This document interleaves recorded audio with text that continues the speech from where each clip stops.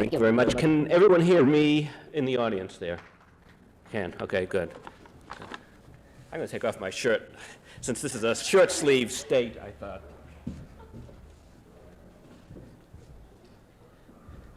It's a real pleasure for me to be back here in Iowa.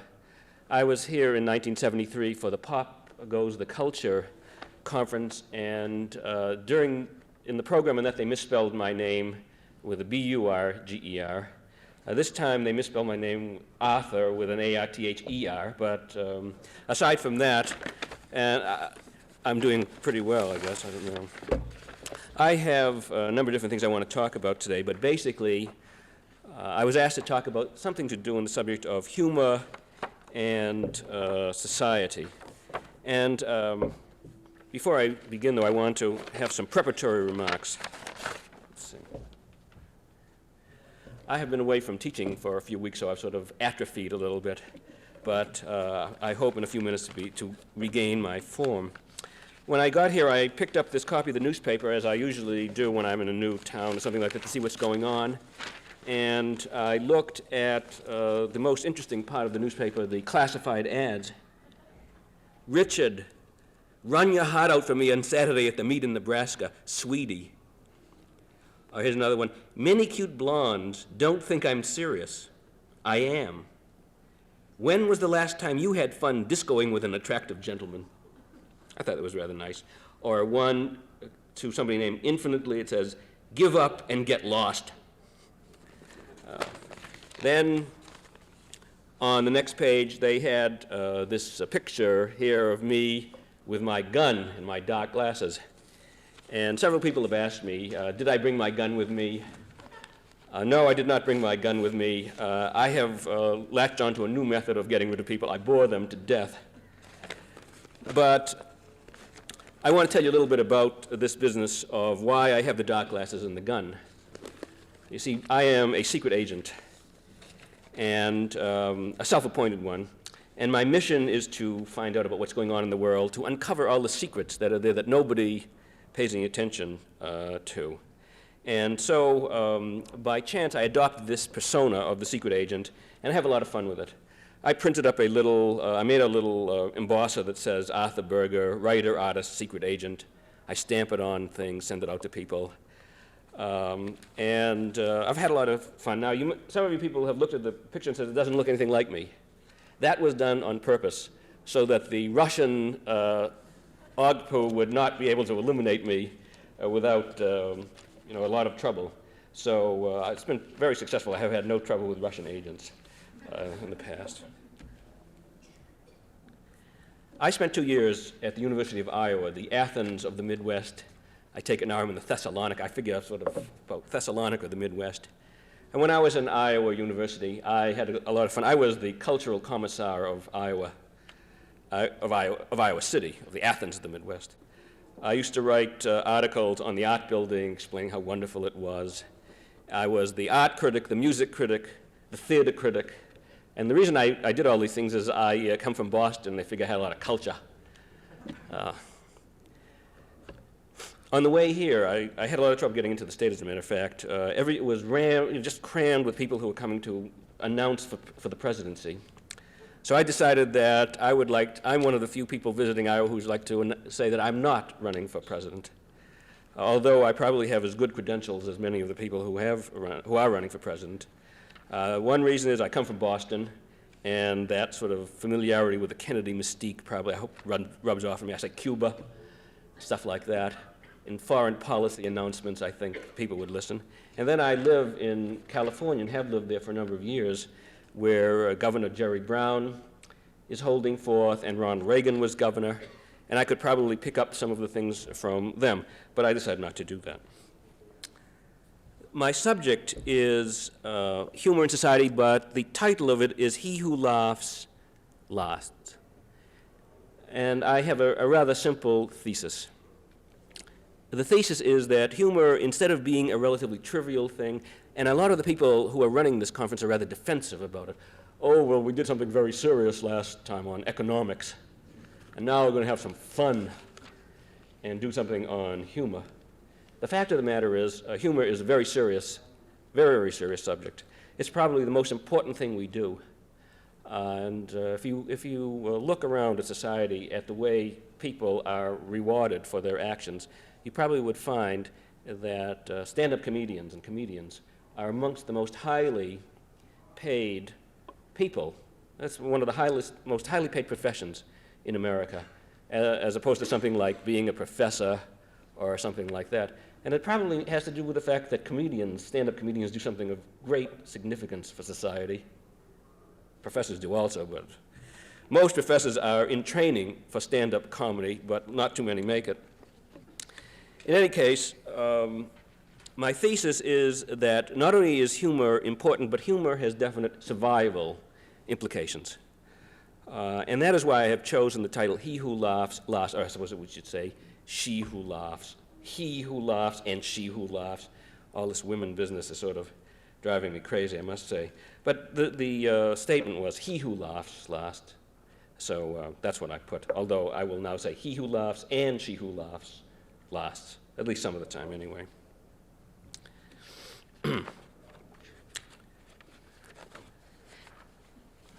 My orientation toward these things today is going to be somewhat sociological, although I do not consider myself a sociologist, and not very many sociologists that I know consider me a sociologist.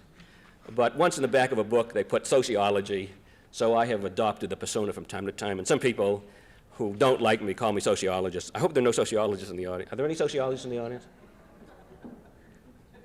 I tell sociologists, when I meet sociologists, I tell them I'm an anthropologist. When I meet anthropologists, I tell them I'm a literary critic. When I meet literary critics, I tell them I'm a psychologist. So I keep on, I was in an interdisciplinary social science department. That's how I got sort of tagged with that kind of thing.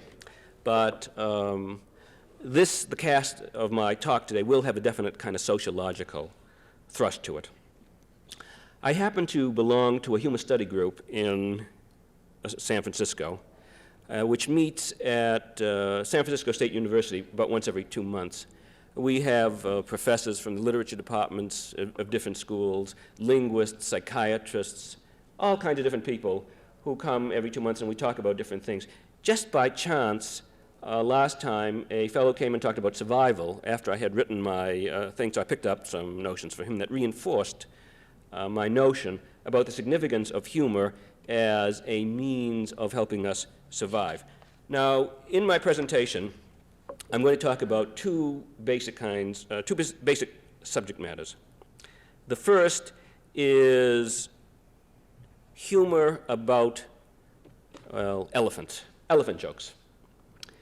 And this work comes from some of the notions of Alan Dundes, who is at the University of California in Berkeley. If any of this stuff offends you or strikes you as silly, blame Dundes, don't blame me. It's one of the problems with humorists and people who are interested in humor. Humor is a kind of elemental force that knows no constraints. And one of the things I think that we like about humorists is their utter lack of concern for whether or not they insult people, bother people, insult races, religion, women, politics, professors, you name it. There's something that's appealing about that, and perhaps later on we can talk about that. The second thing I want to talk about, after we talk about these elephant jokes, and their political and sociological significance. You say, my God, sociological significance to elephant jokes? What will I think of next? Well, Dundes has some pretty good, interesting ideas. Second thing I want to talk about, which is very important in understanding American humor, is Jewish humor.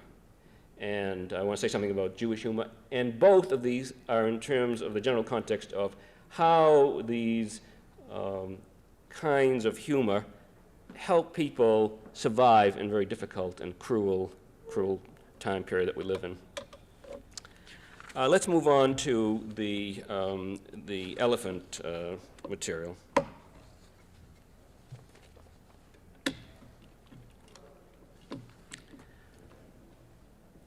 One of the difficulties, of course, in dealing with humor, as many people have pointed out, including this afternoon, I went to an excellent lecture on why we laugh, in which I was really interested in that because I always had a thesis that nobody knows why we laugh.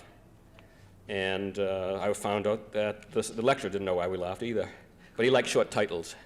So he gave us Why We Laughed. Of course, actually, I think I do know why we laughed, but I can't defend it.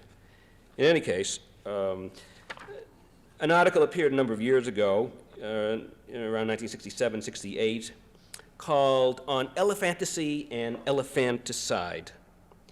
And the thesis was that these silly little elephant jokes, which you probably all remember when going around in the middle 60s, had a much more profound significance than we might imagine. And this, of course, goes in with my thesis of being a secret agent. My notion is that many of the things that we consider relatively unimportant and trivial have a much deeper significance. In fact, I read a couple of paragraphs of Freud once, and that completely ruined my life. And I've been going around ever since, sort of with that feeling that people who are clued in on things have, that they sort of know why people are doing things, and the people who are doing it don't know. And, but the universities are built on that, if you think about it. For example, this university has a huge English department. Hundreds, thousands of people, it seems. Everybody you meet is in the English department. Now, why does this English department exist? It exists because writers don't know the full significance of what they do. If they did, there'd be no need for the English department. A writer would write something and at the end say, in this novel, I meant this, that, and the other thing. This character signifies this, that character signifies that. The basic theme is such and such, period. And then what would all English professors have to do? They'd be out of business, except teaching composition X or bonehead English or all that kind of stuff. So everyone in the English department and many people in the university have a kind of built-in prejudice that people don't really know why they do things. This has been very handy for me. I've managed to milk this little thesis quite a bit in my career. Maybe we'll get into some of that later. I want to talk perhaps about some of my work after I talk about this humor business. When you deal with humor, it seems to me, there are a number of different aspects you can talk about. For example, I was thinking in preparing for this lecture about the complexity of talking about a humorous film or humorous play or something of that nature. For example, first, there is the audience, the listener, the viewer, the reader, or a humorous novel or something like that. So we have an audience, and we have to deal with the psyche of the audience. We have to assume the audience doesn't know what's going on, right? Then we have the performance element, the actors, the actresses, and so forth, who are concerned with creating the characters who are in this, say, humorous play or something like that. And we have to concern ourselves with their psyches and so forth. Then we have the creator of the work, the writer, the novelist, the playwright, whomever, who has certain things that he or she is trying to get across, many of which he or she doesn't understand. You see, at the beginning, I'll give you a little bit of autobiography. At the beginning, I was rather simplistic.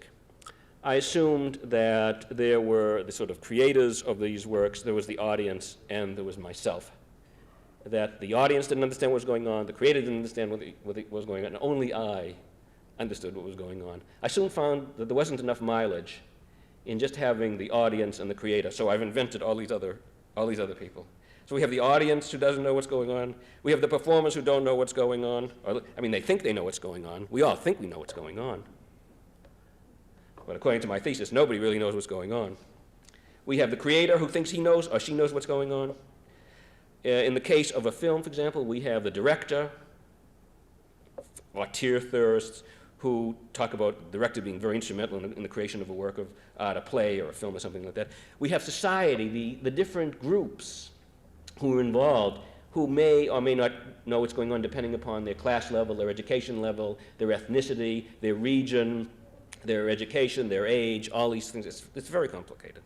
And then we have society in general. For example, we have America as a general society. Then within that context, we have Iowa. Then within Iowa, we have Des Moines or Ames or whatever you want to call it. And perhaps there are even parts of Ames where they tell jokes about people from other parts of Ames.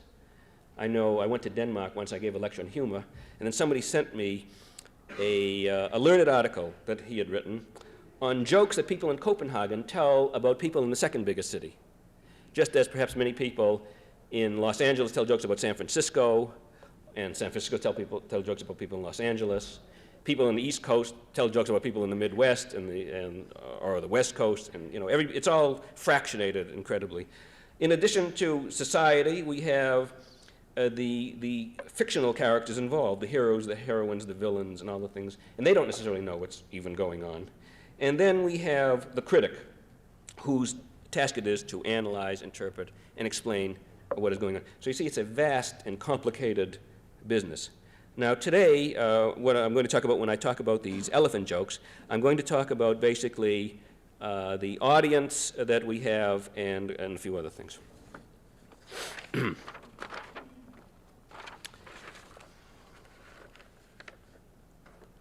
In this article, Dundas and Roger Abrahams, who are two folklorists, write something that I think is worth considering. They say, in wit, certain topics emerge which are otherwise taboo. However, under some circumstances, because of historical events in specific areas, for instance, war or depression, anxiety may become all-pervasive. In such cases, jokes arise to counterfeit the threatening situation, to cast it into harmless form, and thus to provide an anxiety release. The more threatening the situation, the more harmless and infantile the created world must become. So we have a situation in which jokes which seem at first sight, and I'm only using jokes because they're a very simple kind of humor. I personally think that many people err in thinking that jokes are the most important aspect of humor. But these jokes, the more silly and trivial they are, according to this thesis, the more important things they're dealing with. So what are some of these jokes? Let's look at some of these jokes, and perhaps you forgot them, but I will read some of them for you. Did you hear? Oh no, better not tell that one. I'm in Iowa. Let's see. How do you know if an elephant is in the bathtub with you? By the faint smell of peanuts on his breath. Do you know how to make an elephant fly? You start with a zipper about 20 inches long. How do elephants make love in the water? They take their trunks down. How does an elephant find his tail in the dark? Delightful. How do you tell if a woman has been raped by an elephant? She's pregnant for 2 years. Why did the elephant marry the mosquito? Because he had to.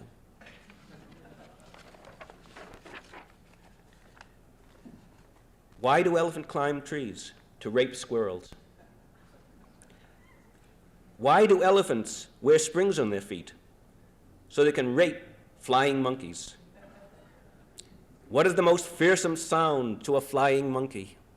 Boing, boing.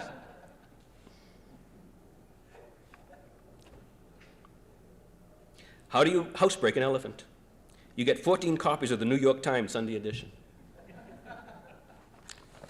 Well, all of these little silly jokes have a kind of deeper significance. Dundas, who was somewhat of a Freudian, writes, and I want to quote him, "The elephant," he says, "may well be a representation of the infantile view of the father figure in regard to his enormous size, strength, sexual appetite, and ability." So these elephants, in certain respects, are our fathers. Let's see. Like the father, he is found in intimate bedroom, and bathroom, both genital and anal situations. But although he is familiar in the home, he is to be feared. His actions are interpreted in terms of violence and rape. He is like the giant in the world of folk tales. Folk tales, all those giants that we kill, that the little kids kill, are always the fathers. Realize that, of course. They chop down these giants and cut them down to size. And, he says, as in the folk tale, some way must be found for the smaller observer to usurp the place of the omnipotent elephant, to cut him down to size and rob him of his defeating powers. And then he gives a few more which are in this particular nature. How do you keep an elephant from charging? Take away his credit card. What did the elephant say when the alligator bit off his trunk? Very funny.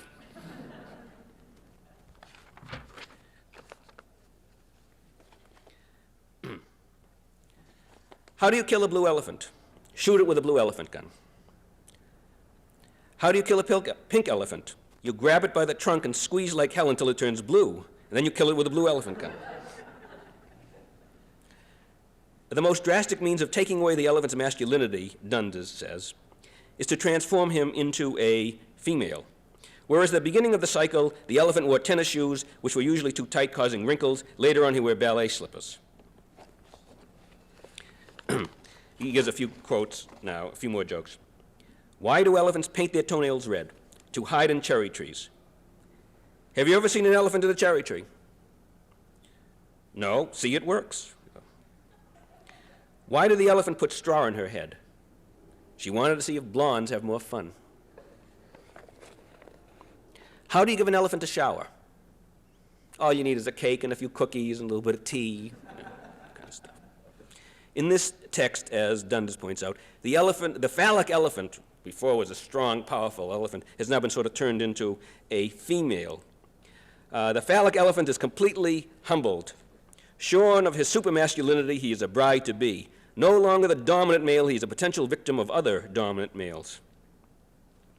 Looking at the elephant cycle in terms of the family romance, one can see both facets of the standard ambivalence toward the father figure. On the one hand, there is a fascination and envy of his physical parts and powers, and there are a lot of elephant jokes about the size of the elephant's phallus and all that kind of stuff.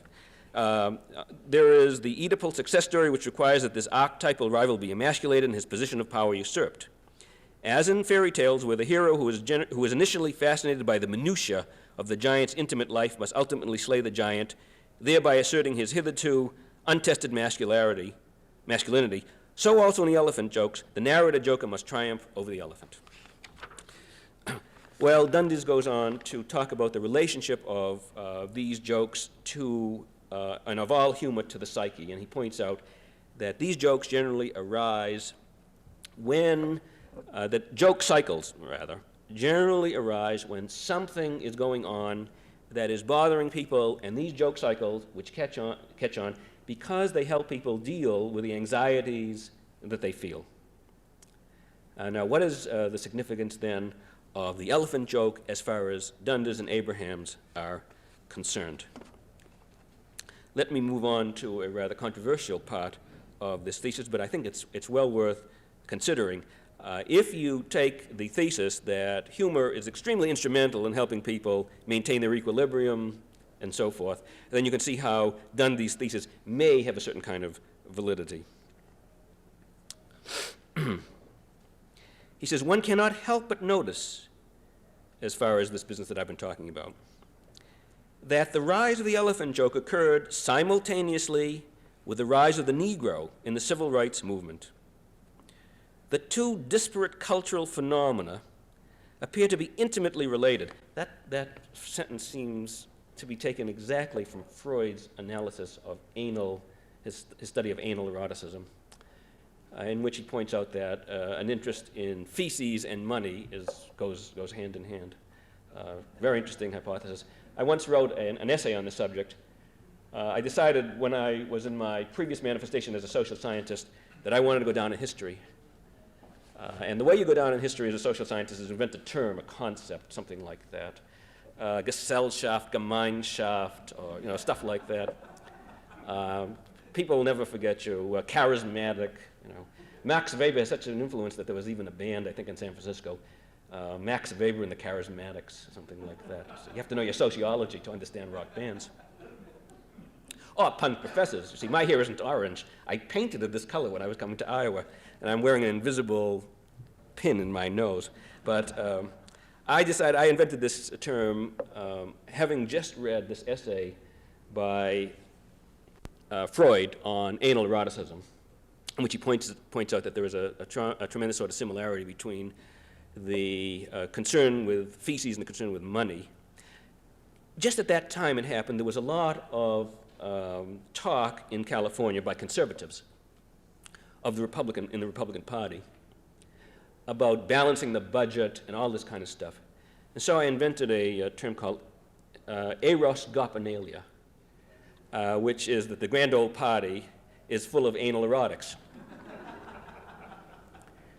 And that explains, their toilet training basically explains their political philosophy. I actually happen to believe that, as a matter of fact. That the toilet training of senators and congressmen and all that kind of stuff is the basic concern in the battle of the budget and so forth. So I wrote an essay, sort of tongue-in-cheek, and I sent it to a very distinguished economics review. I received the following letter back. Dear Professor Berger, we regret to inform you that your article on aeroscopenalia is unsuitable for publication in this journal or in any other journal that we know of.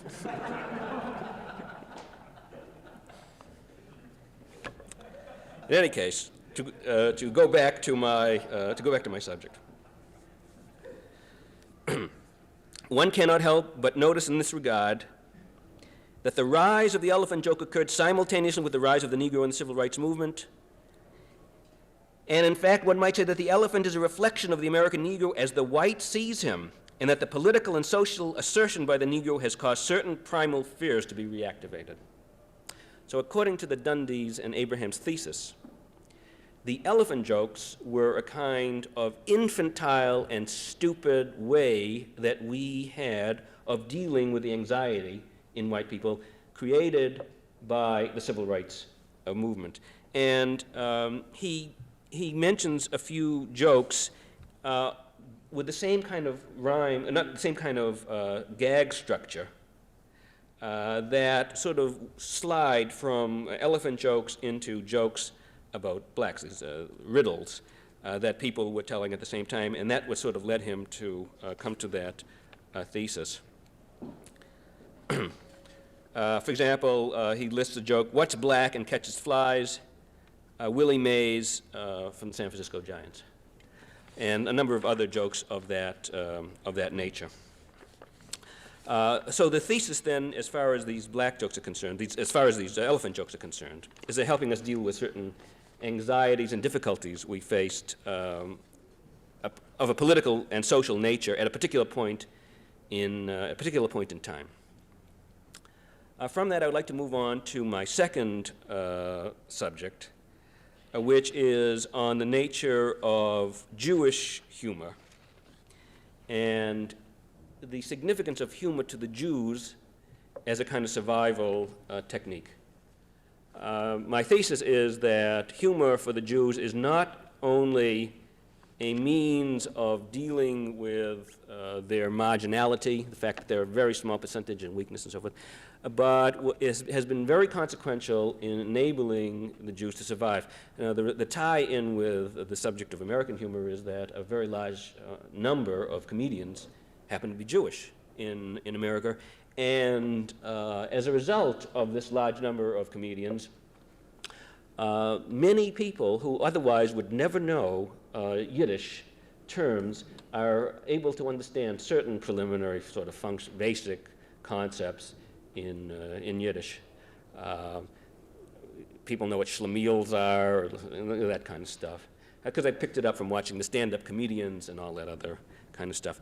Now, there's an enigma in dealing with Jewish humor. I'm taking very difficult subjects, enormously complicated subjects, but I want to at least give you something to think about relative to this thesis about the significance of humor as a means of helping us survive. There's a problem in terms of Jewish humor in terms of what the Jews are.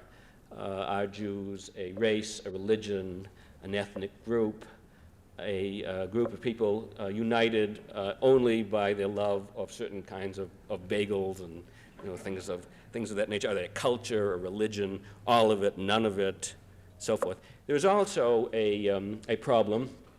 When I was writing this, I was thinking, in certain cases there are jokes about an ethnic group, and there are jokes by the ethnic group, but sometimes it's very difficult to draw the line.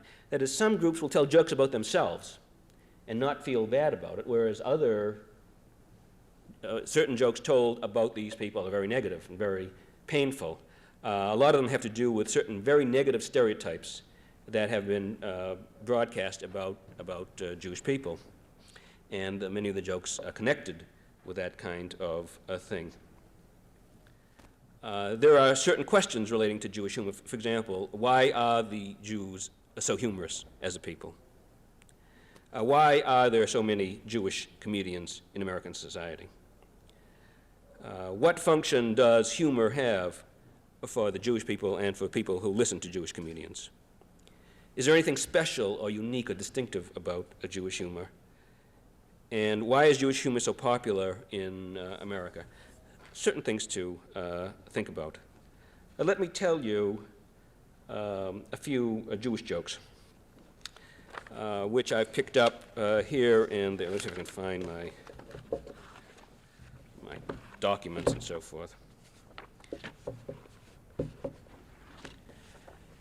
A writer named Martin Grochon, who was alluded to earlier this afternoon, and who I think is a very interesting writer, wrote an article called Jewish Jokes and Their Relation to Masochism.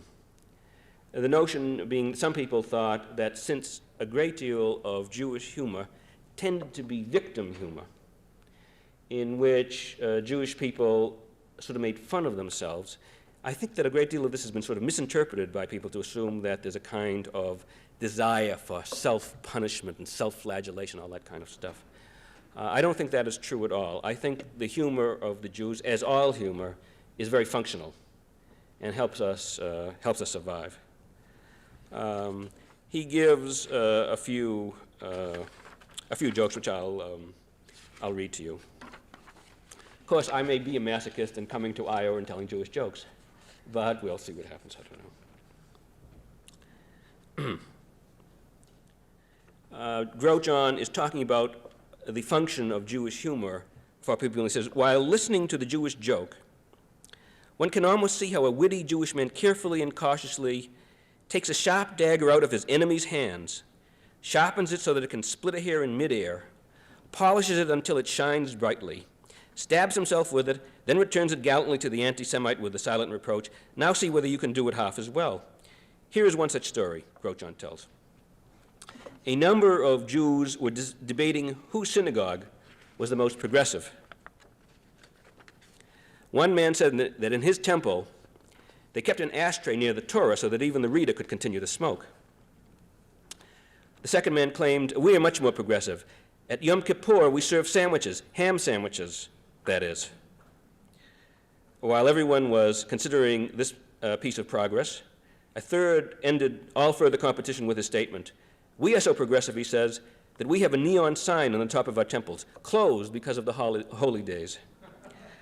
With one sweeping statement, he has neatly finished Judaism. Now, Grochon points out that that joke is not a negative joke about Judaism, but it's a joke in which the Jews are sort of mocking themselves, making fun of themselves, but not with an attempt, with a desire sort of to be masochists, but with a kind of playfulness and understanding of the kind of absurdity of life. Here's another one that he quotes.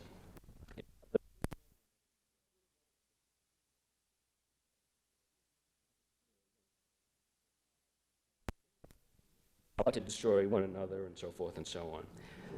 You find that the humor of the Jews builds up a kind of resistance. And there are certain aspects of humor that I think have definite survival significance as far as the Jews are concerned and all other groups that tell jokes about themselves. The first, as far as humor as a survival tool, is that it is a kind of disarming and outwitting form of humor. There is a lot of aggression in humor, but when you are a small and marginal people, you must remember like 3% in America and so forth, you have to be very careful who you are hostile to. So if you can be hostile to yourself but not really mean it, you can get rid of all that aggression. A lot of victim humor. Second thing is it is connected to a very strong sense of realism about the Jews, about the situation, and what they can manage, what they cannot manage, and so forth. It is also, I think, and this is a rather crucial notion, I think humor has a function as a kind of reality testing. A person who has a sense of humor and who sees the humor of life has a kind of ability to sort of bounce with it, to not be so brittle that he's broken at the slightest little thing. And this capacity, which is very strongly developed in Jewish humor, I think has helped the Jews survive a great deal. And that may be one of the reasons why Americans have sort of taken on to it. We are in a situation now in America where the world in which we used to live, in which gasoline was cheap, food was cheap, energy was cheap, I mean, all this kind of stuff. We were a world power, nobody could give us any trouble and so forth. It sort of collapsed around us. And I think we're reaching out for means of accommodating to the situation in which we find ourselves. Humor, by its nature, tends to be anti-authoritarian, it tends to be hopeful, it tends to be realistic, it tends to be exploratory. I have taught courses on humor at San Francisco State in which we've created humor, and I've brought in humor writers and so forth. And one of the fellows who frequently comes to my class is a gag writer. Every day of his life for the last 10 years, he's written 50 to 100 gags. Just the way you eat Wheaties or whatever it is, he writes the gags and he sells them to disc jockeys and lecturers and all that kind of stuff. And how does he start? He says, well, the first thing I do is I get the newspaper and I see what's going on in politics, what kind of zany things are going on in society. I read Time, Newsweek, Wall Street Journal, that kind of stuff. And then I have kind of material to fool around with. And he makes one-liners, lots and lots of one-liners. He has an interesting theory that there's a distinction between valid humor and sort of true humor, something like that. Because many of his jokes, when he sends out these little things, people buy his service for $40 a month or something like that, or $40 a year, I don't know what it is. He says he sends people valid humor, although it may not be funny. But it's a valid joke, I suppose, in terms of the structure of the joke and the fact that it's a pun or whatever the situations. It's valid, but it may not be funny. And when he came to my class and read a lot of his one-liners, not very many people laughed. But he said, this is all valid stuff, and I get paid for it, so it must be valid. You know. I would like to read a quote relative to this subject from an anthropologist named Mary Douglas, who talks about the structure of humor and how humor has a kind of value. And she's talking about jokes here, and how jokes have an implicit optimistic quality about them. She says, my hypothesis is that a joke is seen and allowed when it offers a symbolic pattern of a social pattern occurring at the same time. A symbolic pattern of a social pattern occurring at the same time. As I see it, all jokes are expressive of the social situations in which they occur. The one social condition necessary for a joke to be enjoyed is that the social group in which it is told, in which it is received, should develop the formal characteristics of a told joke. That is, a dominant pattern of relations is challenged by another. There is no joke in the social structure. If there is no joke in the social structure, no joking can occur. That is, jokes always kind of parallel, if Douglas is right. Jokes always parallel the social situation. She also points out in this article, she's a very interesting anthropologist who is currently doing research on food in America. She points out that the structure of a joke is such that the punchline is something we can never really anticipate. And the very notion that the punchline can never really be anticipated suggests that there is no sort of certainty in life. See? We tend to get pessimistic and blue when we don't see any hope of changes, of options, of breaks in the continuity, or whatever the situation is. But a joke, you see, is a play upon this form. Every joke involves something new, something not expected coming into our consciousness. And if you take that analogy to life itself, I think it has implicit optimistic kinds of potentials.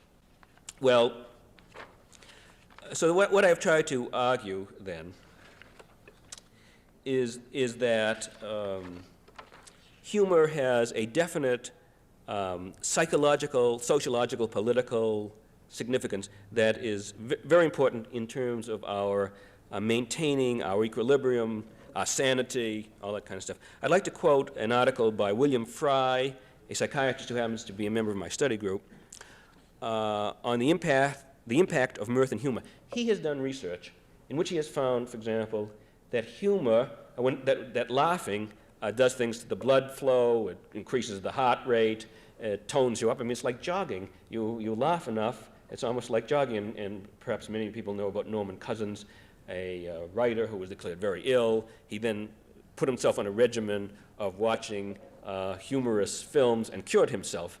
And now he's a lecturer on medicine at UCLA.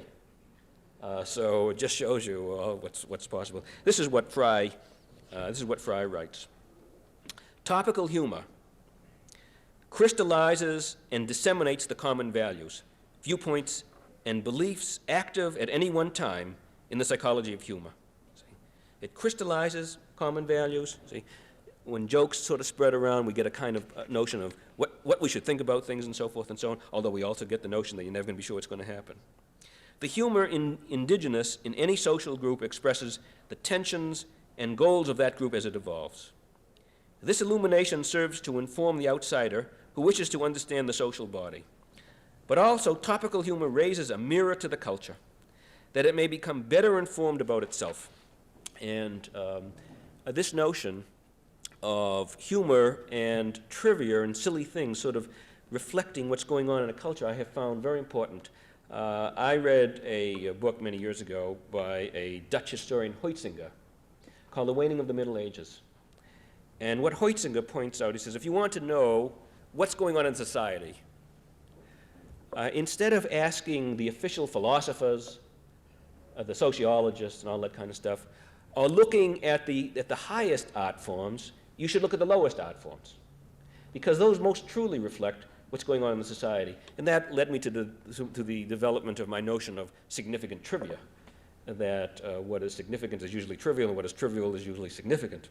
In any case, to continue with Fry, he says, humor is more than a passive stereoscope through which to visualize the culture's ego and behavior. By contributing to the possibility for self-appraisal, humor encourages the development of self-correcting measures within the group. And that, I think that phrase catches us very closely with the two subjects, or relates very closely to the two subjects I'm talking about.